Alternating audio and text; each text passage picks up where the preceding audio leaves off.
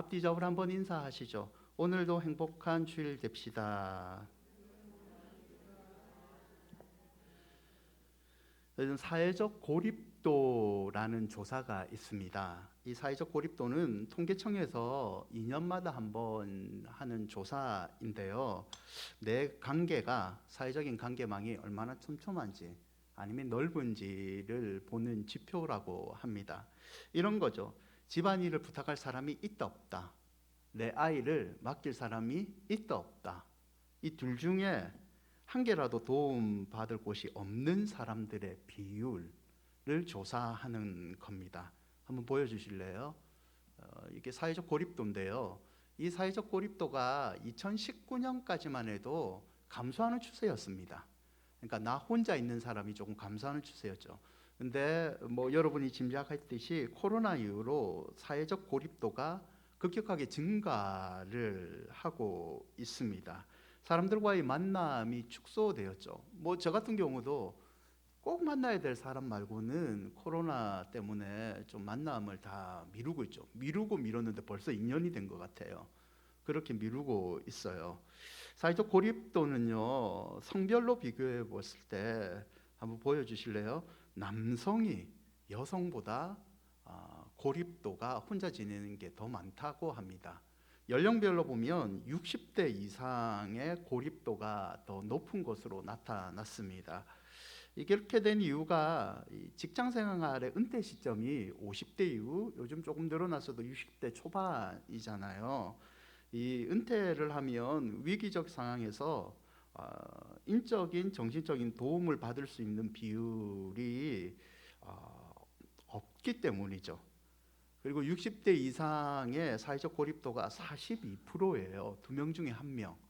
이게 20대에 비해서 1.6%가 높은 수치이죠.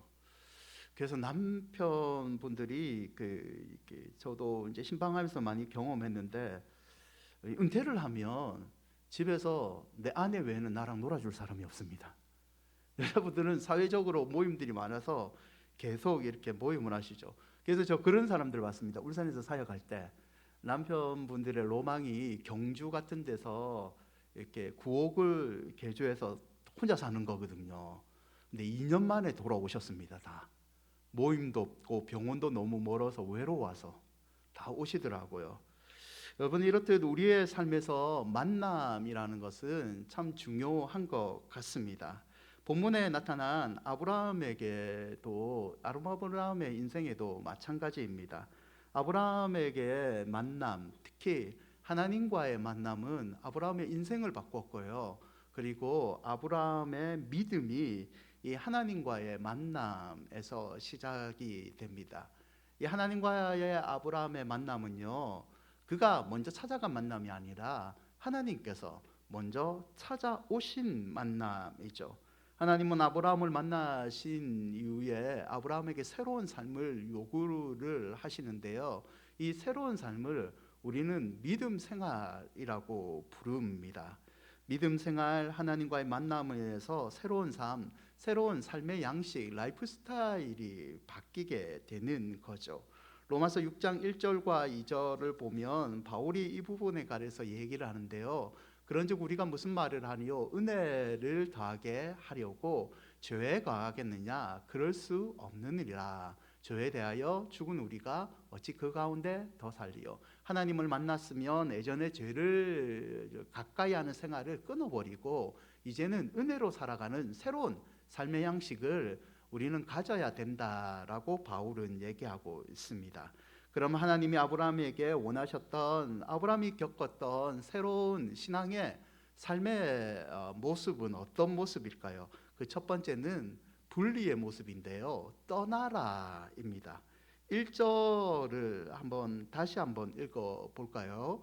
여호와께서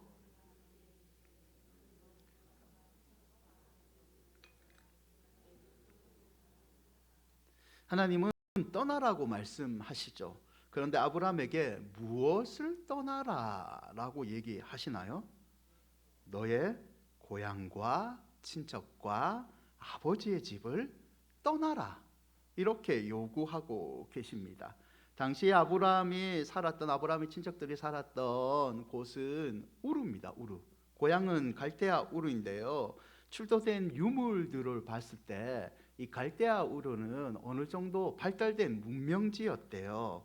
보석, 세공품, 서적 이런 것들이 많이 발견이 된 사람들이 참 살기 좋은 그런 문명지였습니다. 하지만 하나님 보시기에는 이곳은 썩 좋은 곳은 아니었답니다. 왜냐하면 우르는 영적으로 병든 땅이었습니다. 그곳에는 우상의 숭배의 문화가 만연했기 때문입니다. 여호수아 24장 2절을 보면 여호수아가 백성들에게 얘기할 때 이렇게 언급을 해요. 옛적에 너희 조상들 곧 아브라함의 아버지 나홀의 아버지 데라가 강 저쪽에 거주하며 우르에 살았을 때 다른 신들을 섬겼으나 우상이 많은 땅에 살았다라고 이야기를 합니다.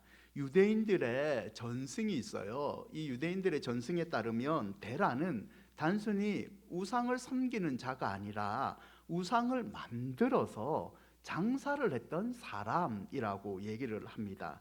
고대 사회에서 정치와 종교는 일치된 사회잖아요. 그래서 데라가 우상 장사를 했기 때문에 사회적으로도 높은 위치를 가졌고 경제적으로도 좀 부유한 삶을 살았죠. 이게 세상적으로 보면 문제가 되지 않는데 하나님이 아브라함을 찾아오셔서 새로운 삶을 너는 믿음의 생활을 하라라고 요구를 하고 계시잖아요. 그 하나님이 보시기에는 새로운 삶을 살아야 되는 아브라함에게 우르는 우상이 만연한 도시이기 때문에 떠나야 되는 그런 상황이었다는 거죠. 우르는 하나님을 만난 아브라함이 새로운 삶을 시작할 땅이 아니라 떠나야 될 땅이라는 거죠. 여러분, 그럼 아브라함이 떠나야 될 이 갈대아 우르는 오늘날 우리에게 어떤 의미가 있을까요? 우리가 믿음 생활을 하면 믿지 않는 가족들을 다 떠나야 됩니까? 단절을 해야 되나요? 무조건 그 아버지는 우상을 섬기고 내 믿음을 이해하지 못하니까 나는 이제 아버지 보지 않습니다. 내 친척들 이제는 만나지 않습니다. 이런 의미로 본문은 얘기하고 있을까요? 그렇지는 않습니다. 우르는 장소적 의미가 아니라 세계관적 의미, 삶의 본질적인 근원을 말하는데요. 하나님께서 우리를 찾아오셔서 만나주신다면 우리는 이제 세상 세계관에 의해서 살아가는 방식을 버리고 떠나는 삶을 살아라라는 거죠. 친척, 아비, 집을 떠나는 게 여러분 쉽지 않잖아요. 부모와의 연륜을 어떻게 우리가 끊을 수 있겠어요? 이렇듯 이런 힘든 것처럼 지금까지 내가 하나님 없이 살았던 세상적인 방식을 끊기 힘들지만 가족을 떠나는 심정과 같은 믿음의 결단을 함으로 우리는 그 방식들을 끊어버리고 하나님께 나아가라는 의미입니다. 사랑하는 여러분, 믿음의 새로운 생활은요, 여러분이 잘 알다시피 결코 쉬운 건 아닙니다. 우리가 떠나야 될 게 너무 많잖아요. 진짜 믿음의 결단이 날마다 우리에게 요구됩니다. 익숙한 것, 잘못된 거 알지만 모든 사람들이 다 허용하는 것, 우리는 하나님이 싫어하시기 때문에 그런 것들을 끊어버리는, 떠나야 되는 믿음의 결단을 해야 된다는 거죠. 아브라함이 그랬습니다. 여러분, 그러나 아브라함은 우리처럼 연약한 모습을 보여주는데요. 본토 친척 아버지의 집을 떠나라는 하나님의 명령에 아브라함도요, 믿음의 조상이라는 아브라함도 단번에 순종하지는 못합니다. 그는 화란이라는 곳에서 멈춰버립니다. 하나님은 떠나서 가나안으로 가라고 했는데 가나안은 갈대아 우르에서 서쪽으로 1200km 떨어진 곳인데 아브라함이 한 번에 그곳으로 가지 못하고 800km 정도인 하란에 멈춰버립니다. 끊어야 될 것을 다 끊어버리지 못하는 거죠.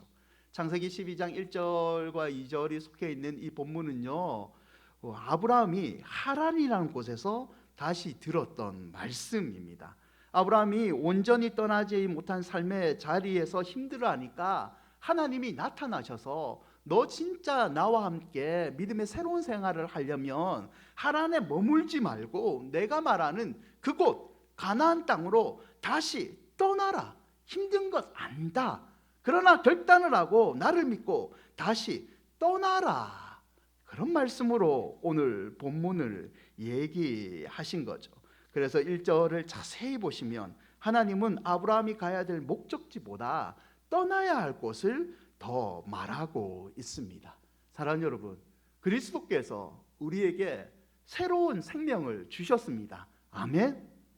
우리는 예수 그리스도로 말미암아 성령을 받아 새로운 삶을 살고 있는 새로운 하늘나라의 백성입니다. 아멘.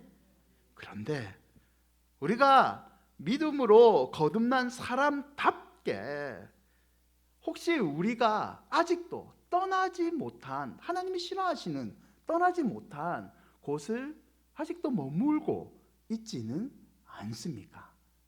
우리 믿음의 어르신들은 이런 상태를 보고 양다리 좀 그만 거쳐라 라고 얘기하시죠.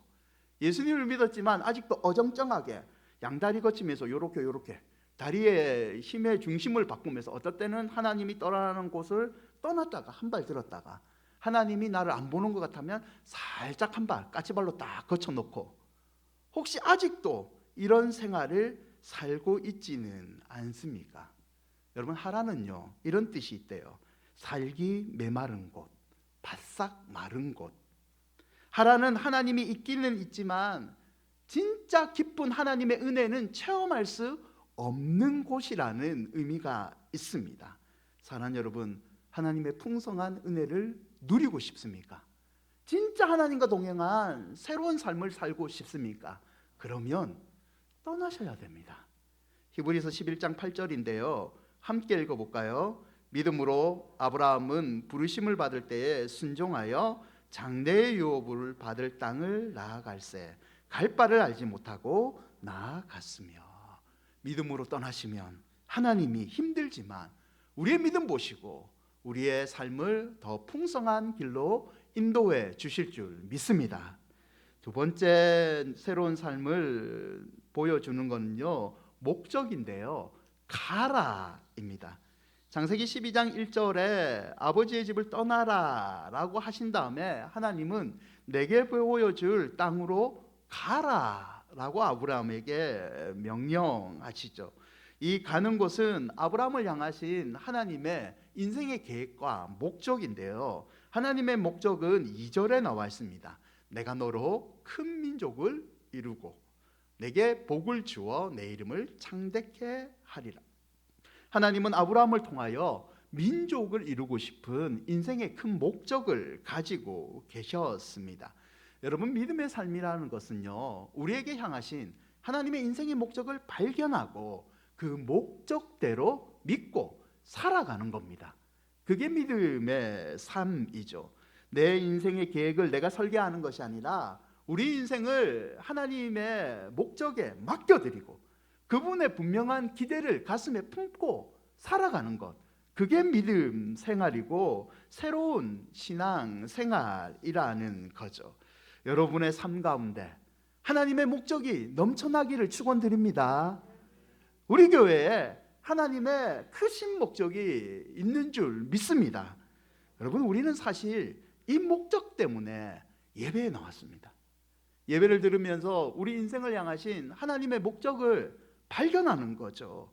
우리는 이 하나님의 목적을 이루기 위해서 교사로 봉사하고 안내로 봉사하고 전도를 나가고 선교를 하는 거죠. 목적을 품고 헌신하는 게 하나님의 기대하심을 품고 전진하는 게 신앙의 새로운 삶의 모습이라는 거죠. 세 번째 본문이 가르쳐주는 새로운 라이프 스타일은요 약속인데요 복이 될지라입니다. 창세기 12장 3절 끝쪽에 보면 너로 말미암아 복을 얻을 것이라 라고 언급되어 있죠. 그리고 2절에는 내가 너로 큰 민족을 이루고 내게 복을 주어 내 이름을 창대케 하리니 라고 기록되어 있습니다. 여기서 내게 복을 주어 라는 말은 하나님께서 너를 꼭 축복해 주겠다라는 뜻입니다. 내 이름을 꼭 창대케 하리니는 하나님께서 인생의 목적을 가지고 너를 반드시 창대케 만들어 주겠다라는 강한 의미가 담겨져 있습니다. 사랑하는 여러분, 하나님은 아브라함을 갈대아우로에서 떠나라고 명령하시면서 이 약속의 말씀을 주셨죠. 내가 너를 꼭 축복하겠다. 내가 너를 반드시 창대케 해 주겠다라고 말씀하셨습니다. 12장 4절을 보면 이에 아브라함이 여호와의 이 말씀을 따라갔고, 아브라함은 가나안이라는 긴 여정을 이 반드시 축복하려 하는 하나님의 말씀을 붙들고 출발했다는 거죠. 사랑하는 여러분, 성도의 삶의 기준은 여호와의 약속, 우리를 반드시 창대케 하는 하나님의 약속인 줄 믿습니다. 성도가 세상 유행을 따라가는 것이 아니라, 성도는 자기의 욕망이나 욕심을 따라 사는 것이 아니라 하나님의 말씀, 우리를 창대케 만드시는, 우리를 복으로 만들어주시는 하나님의 약속의 말씀을 따라 성도는 살아야 될 줄 믿습니다. 여러분, 이 새로운 삶을 어떻게 지금 살고 계십니까? 여호와의 말씀을 붙들고 사는 삶, 약속의 말씀이 중심이 되는 삶, 그런 삶을 사는 자가 하나님 보시기에 새로운 삶을 사는 사람이라는 것을 다시 한번 마음속에 기억하는 이 주일 예배가 되시기를 축원드립니다. 몇 가지를 적용해 보고자 하는데요. 그 첫 번째는 말씀을 누리라 이죠. 창세기는요, 모세 오경 중에 첫 번째 속하는 이 창세기는요, 지은 저자가 모세입니다. 이 모세가 창세기를 들려주는, 창세기를 듣는 이 청중들은 누구냐면 출애굽을 한 사람들입니다. 애굽에서 나라를 잃어버리고 하나님에 대해서 이 실망을 했던 사람들, 그러나 하나님이 찾아오셔서 말씀으로 출애굽 시켜주신 그 사람들에게 모세는 창세기의 이야기를 들려주고 있습니다. 모세가 창세기를 기록한 이유는 말씀으로 인도하시는 하나님에 대한 믿음이 그들에게 필요했기 때문이죠. 말씀 안에 거하면 에덴 동산과 같은 복을 받고, 말씀을 떠나버리면 나라를 잃어버리는 그런 슬픔을 겪게 된다. 아브람처럼, 조상 아브람처럼 말씀을 받고 말씀으로 떠나고 말씀으로 도착하는 가나안을 하나님 말씀 앞에서 우리가 복으로 받아라, 이런 이유로 모세는 창세기를 기록했습니다. 그러므로 여러분, 우리에게도요, 성도의 가장 큰 복도 말씀, 하나님 우리와 함께 하신다는 이 말씀인 줄 믿습니다. 여러분, 새로운 삶을 산다는 건요, 믿음이 깊어진다는 것은 다른 곳에 있지 않고 이 말씀을 가까이 할 때, 말씀을 믿고 순종할 때 하나님이 우리에게 주시는 복이라는 것을 잊지 마시기를 바랍니다. 여러분, 물질적으로 풍요롭고 싶잖아요. 저도 풍요롭고 싶어요. 우리 교회가 재정적으로 넉넉했으면 저도 좋겠습니다. 그러나 그런 물질적인 풍요는요, 말씀하신 하나님이 보여주신 조그만 복에 불과합니다. 물질적인 복은요, 하나님이 주시는 전부가 아니라 하나님이 주신 일부분 뿐이라는 거죠. 하나님이 주시는 물질적인 복을 포함한 이 전부를 여러분 풍성하게 누리고 싶다면요, 순종함으로 말씀을 가까이 하는, 말씀을 누리는 생활을 하시기를 바랍니다. 두 번째 적용은요, 믿음으로 떠나라 있죠. 현실을 보는 순간 믿음을 전지 못하잖아요. 그래도 여러분, 한 주간 동안 새로운 삶을 사는 성도답게 떠나야 할 것을 한번 점검하시고 믿음으로 떠나는 결단을 한번 해보시기를 바랍니다. 여러분, 고대 메소포타미아에서는 개인의 이름에 아버지의 이름을 부릅니다. 저희 어릴 때도 그랬던 것 같아요. 누구누구의 아들, 이렇게 꼭 불렀던 것 같아요. 근데 저는 저희 아버지 이름에 누구누구의 아들이기보다는 파란 대문집의 막내, 이렇게 늘 불렸던 것 같아요. 아버지의 이름에 아들의 이름을 부르는 것은 그 사람의 신분을 표현하는 방법이었대요.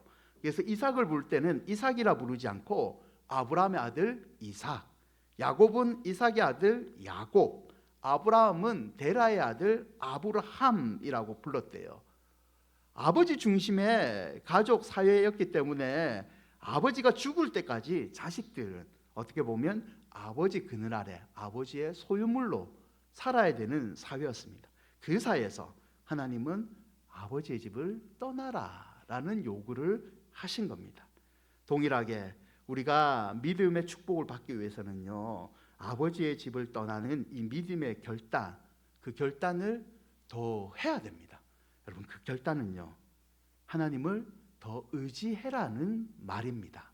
축복받고 싶으면 하나님 가까이 하는 말씀을 옆에 두시고 믿음의 결단, 하나님 더 의지하는 기도를 더 열심히 하시면 됩니다.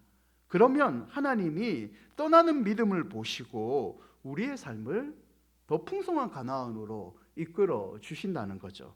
욥기 23장 10절인데요. 함께 한번 읽어볼까요? 그러나 내가 가는 길을 그가 아시나니 그가 나를 단련하신 후에는 내가 순금같이 되어 나오리라. 언젠가 한번 말씀드렸죠. 저도 순금 되게 좋아합니다. 금덩어리 사모합니다.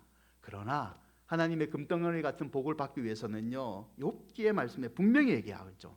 내가 단련된 후에, 내가 가는 길을 아시는 하나님께 내가 믿음으로 단련된 후에, 믿음의 결단을 한 다음에 하나님이 나를 순금과 같이 만들어준다는 사실을 여러분 잊지 마시기를 바랍니다.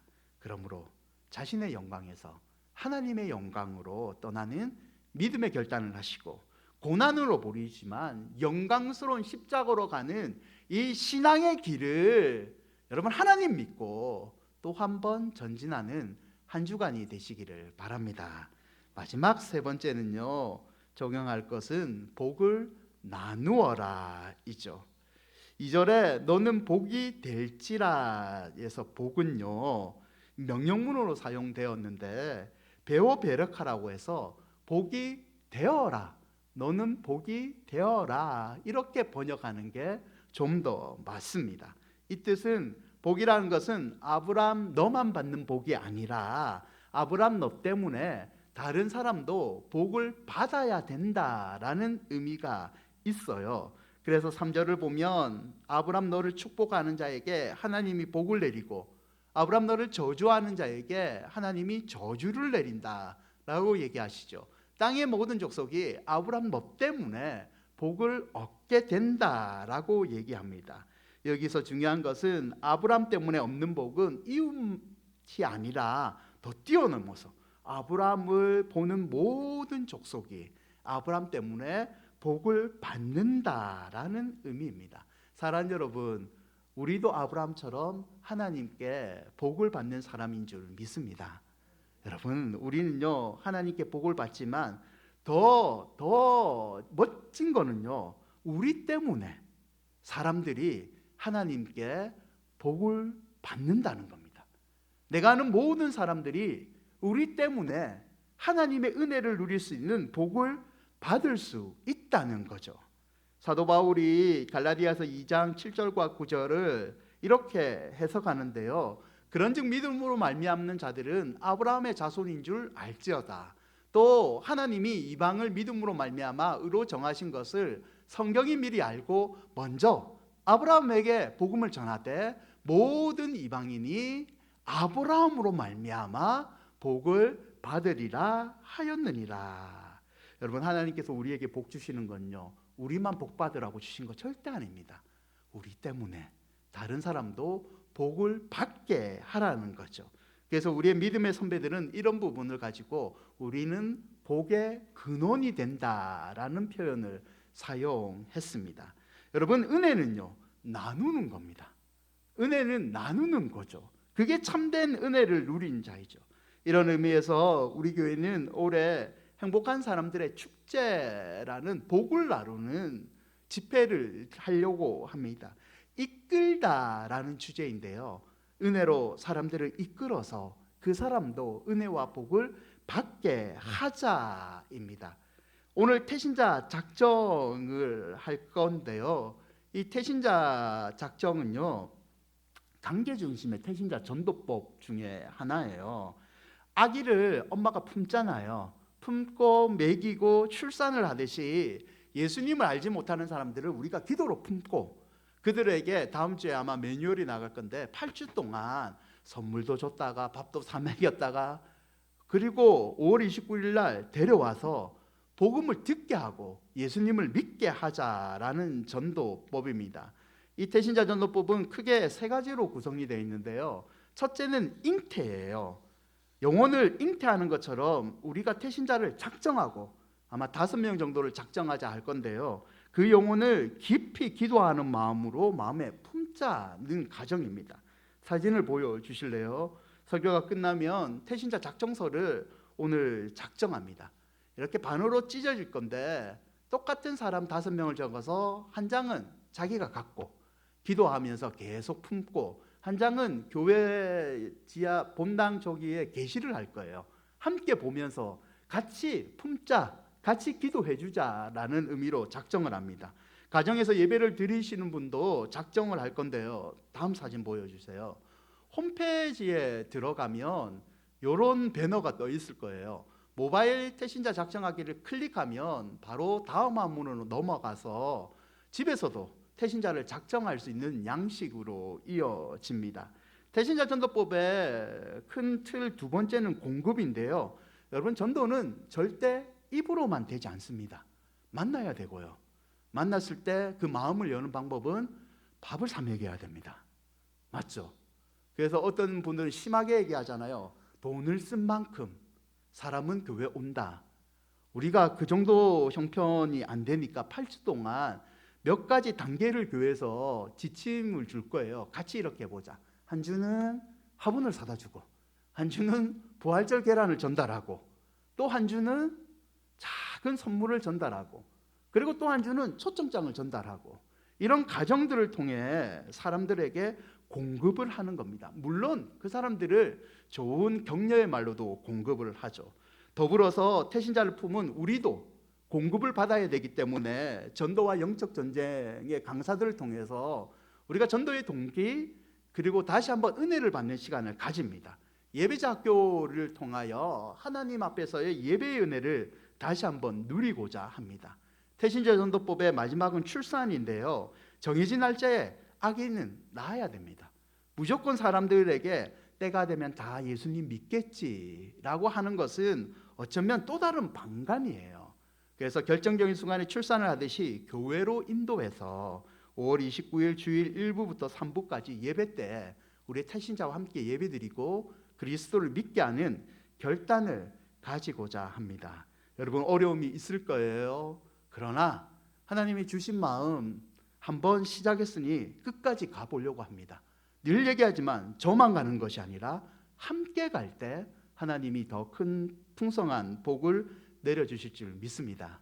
말씀을 맺고자 하는데요, 여러분, 지난주에 저 인생에도 지대한 영향을 미쳤던 목사님 한 분이 하늘나라로 소천하셨어요. 수많은 목회자와 성도들에게 은혜를 끼친 분인데요, 이분은 수영로교회 원로 목사님이신 정필도 목사님이십니다. 하늘의 부름을 받고 하늘나라로 먼저 가셨는데요, 이 정필도 목사님을 위로하는 예배 중에 지구촌교회 원로이신 이동원 목사님이 위로 예배에 이런 말씀을 남겼더라고요. 고인 정필도 목사님을 평가할 때 정 목사님은 하나님의 2가지 명령만 평생 순종했다. 그것은 전도와 사랑이다. 전도와 사랑에 사로잡혀 평생을 사신 분이다. 정 목사님은 버스 위에 올라가 학성기를 들고 부산 시내에서 전도를 했다. 수영로 교회를 지역 최대 교회로 키웠지만 교회가 크다고 만족한 것이 아니라 하나님께서 부산 성시아를 위해서 우리 교회 성도들을 보내주심을 믿고 성시아에 앞장섰다. 은퇴 의원은 중국, 캄보디아, 러시아, 독일 전 세계를 돌아다니며 복음을 전했다. 이 정필도 목사님이 지난달 13일 수영로교회에서 하신 마지막 설교의 제목은 이거였습니다. 하나님은 우리를 행복한 인간으로 만드셨다. 내용은 이거였죠. 하나님이 우리에게 주는 사랑을 받으면 우리는 행복할 수밖에 없습니다. 하나님 나라와 그 일을 구하면서 살면 하나님이 우리에게 또 다른 복을 주십니다. 이분이 동아대학교 병원에서 유언을 남기셨는데요, 정 목사님의 유언이 한마디로 이거였습니다. 적당히 살지 말고 믿음으로 살라. 자녀들에게 남긴 마지막 유언이 이왕 살 거 적당히 살지 말고 떠날 거 떠날고 믿음으로 살아가라는 거죠. 사진 하나 보여주실래요? 평소에 후배 목사들에게 남겼던 말인데요. 목사님이 늘 이제 후배들 만나면 저도 저런 말 들었는데요. 나이 어리든 나이가 많든 늘 말하는 게 이거였대요. 저는 평생 소원이 하나 있습니다. 내 소원이 뭐냐 하면 하나님 뜻대로 사는 게 내 소원이에요. 제 소원은 그거예요. 그게 내 소원이에요. 그러니까 크든지 작든지 하나님 뜻대로만 살고 싶어요. 그게 내 소원이에요. 미국 가서 사는 것 내 소원도 아니고, 서울 가서 사는 것도 내 소원이 아니고, 출세하는 것도 소원이 아니고, 내 소원은 하나님 뜻대로 평생 살다가 주 앞에 가는 것, 그게 소원이에요. 저는 제가 그걸 제일 원해요. 제일 그걸 기뻐해요. 이 소원대로 하나님 앞에 영혼 구원하는 사이에 평생 바치시고 하나님의 부르심을 받으셨죠. 사랑하는 여러분, 여러분의 소원도 하나님 뜻대로 사는 게 여러분의 소원이 되기를 축원드립니다. 아무쪼록 이번 한 주간도 믿음으로 떠나시고 하나님의 풍성한 복을 누리시고 다른 사람에게 복을 전하는 복의 근원이 되시기를 주님의 이름으로 축원드립니다. 우리 주보 안에 이 태신자 작정서 한번 꺼내